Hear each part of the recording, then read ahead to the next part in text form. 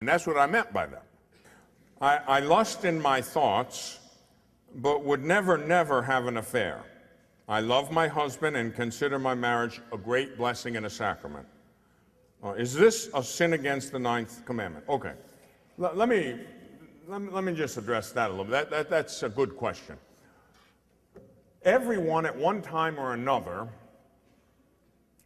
has impure thoughts projected at them. It doesn't, what matters is what you do with it. Okay? Even the saints had these thoughts come into their head. People will tell me sometimes, right at Mass I have the most horrible thoughts. Does that mean I'm a horrible sinner? I don't want this, but they come into my head. The fallen angels, all the angels, including the fallen angels, have certain preternatural powers.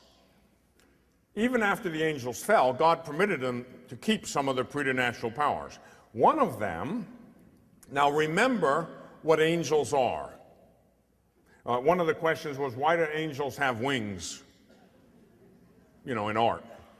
Well, and they said, do angels really have wings? No. Angels are pure spiritual essences. They don't have bodies. However, they're depicted with wings because they are, by definition, messengers.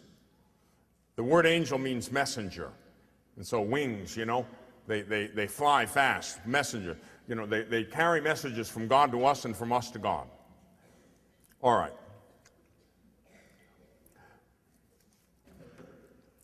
You have these thoughts. They come out of nowhere. You don't want them.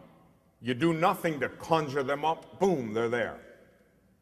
What happened? Well, quite frequently, it's the enemy. They have the capacity to project images, including thoughts and dreams, onto the screen, as it were, of the emotional faculties of the soul. So you have a sexual dream, you have an impure thought, and it came out of nowhere. It can be projected by the enemy. What do you do with it? That's the key. You become aware of that. You reject it. You pray. You say a Hail Mary. It gets worse. It bears down on you. Temptation. You can't even pray a Hail Mary, so you just say, Hail Mary, Hail Mary. I had those, after my reconversion of the faith, I had so many of these experiences of a mystical nature for about 3 years. And God showed me some things, I suppose because I would need this later in my priesthood. One time I was having a terrible attack, temptations against purity, temptations to drugs. And the enemy had me, and I just began to say, Hail Mary, Hail Mary. And then I could see the devil. And this huge club, every time I said Hail Mary, it was like a mace, you know, a big club with spikes coming out of it. This thing was smashing down every time I said Hail Mary, smashing the devil. And it drove him off. The battle is real. So you get everybody, even the saints had temptations.